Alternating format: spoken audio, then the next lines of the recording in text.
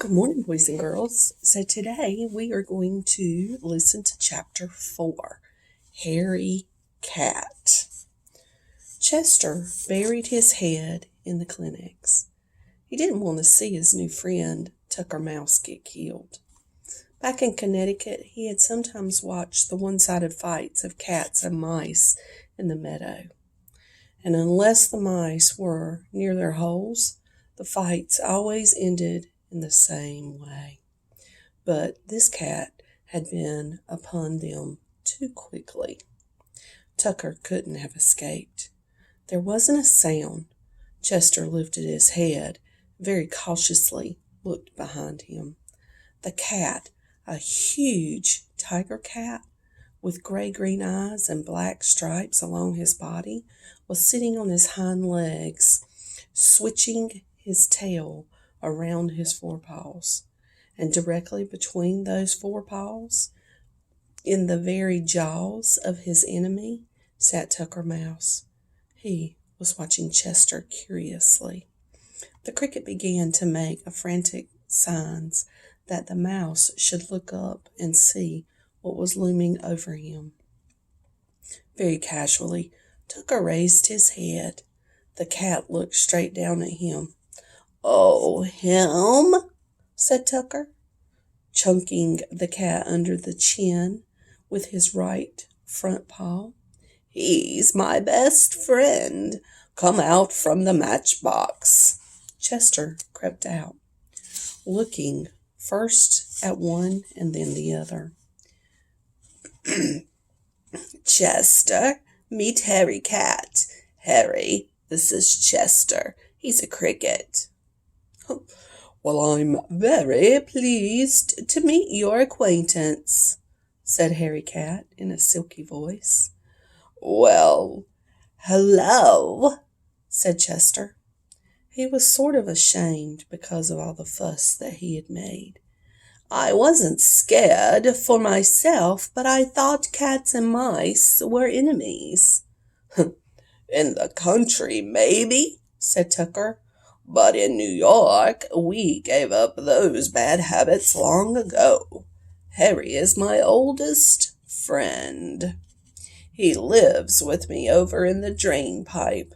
So, how was scrounging tonight, Harry?" "Not so bad. I was over in the ash cans on East Side, but those rich people don't throw out as much garbage as they should." "Chester, make that noise again for Harry," said Tucker Mouse. Chester lifted the back wings that were carefully folded across his back, and with a quick, expert stroke, drew the top one over the bottom. A thrum echoed through the station. "Oh, listen! Lovely, very lovely. This cricket has talent," said the cat. "Well, I thought it was singing, but you do it like playing a violin with one wing on the other," said Tucker. "Yes," said Chester. "These wings aren't much good for flying, but I prefer music anyhow." And he made 3 rapid chirps. Tucker Mouse and Harry Cat smiled at each other. "Well, it makes me want to purr to hear it," said Harry.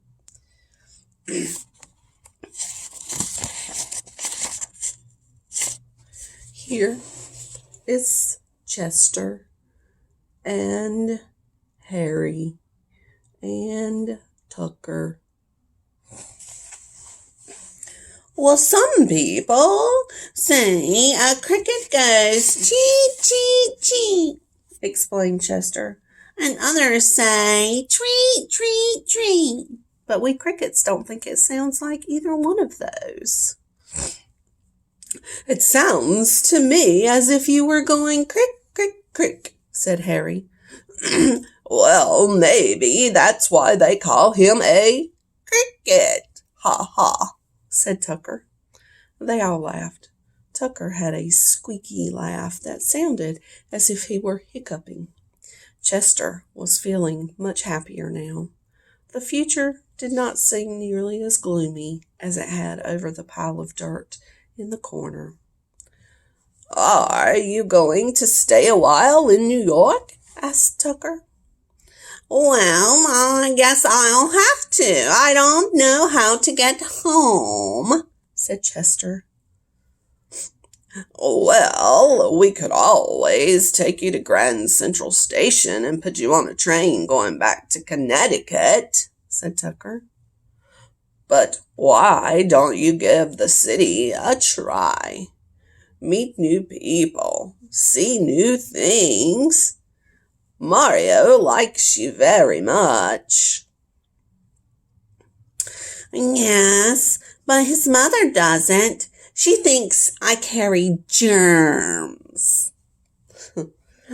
"Germs? She wouldn't know a germ if one gave her a black eye. Pay no attention to her." "Too bad you couldn't have found more successful friends," said Harry. "I fear for the future of this newsstand." "Oh, it's true. They're going broke fast," said Tucker. And he jumped up on a pile of magazines and read off the names in the half-light that slanted through the cracks in the wooden cover. "Art News, Musical America. Who would read them but for a few long hairs?" "Well, I don't understand the way you talk," said Chester. Back in the meadow, he had listened to bullfrogs and woodchucks and rabbits and even a few snakes, but he had never heard anyone speak like Tucker Mouse.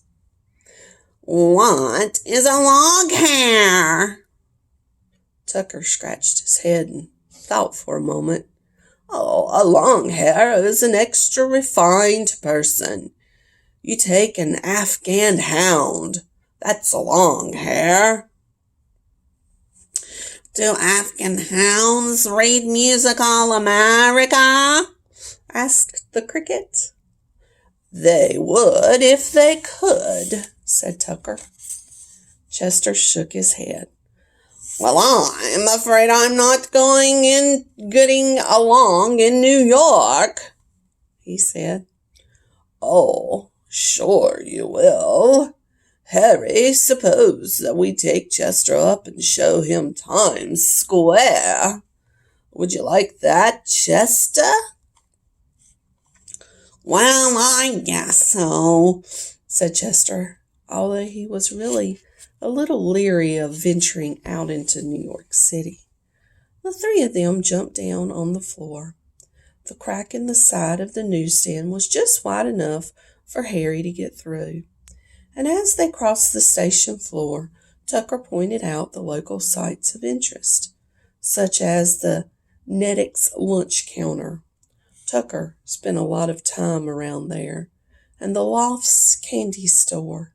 And then they came to the drain pipe. Chester had to make short little hops to keep from hitting his head as they went up. There seemed to be hundreds of twisting and turning and many other pipes that opened off the main route, but Tucker Mouse knew that his way perfectly, even in the dark. And at last Chester saw light above them.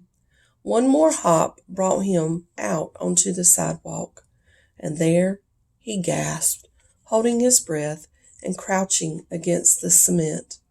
They were standing at one corner of the Times building, which is at the east end of Times Square, and above the cricket, towers that seemed like mountains of light rose up into the night sky. Even this late, the neon signs were still blazing. Reds, blues, greens, and yellows flashed down on him, and the air was full of the roar of traffic and the hum of human beings. It was as if the Times Square were a kind of shell with colors and noise breaking into great waves inside of it. Chester's heart hurt him, and he closed his eyes. The sight was too terrible and beautiful for a cricket who up until now had measured high things by the height of his willow tree and the sounds by the burble of the running brook. "How do you like it?" asked Tucker. "Well, it's quite something," Chester stuttered. "Well, you should see it in New Year's Eve," said Harry. Gradually, Chester's eyes got used to the lights. He looked up, and far away above them, above New York, and above the whole world, he made out a star that he knew was a star he used to look at back in Connecticut.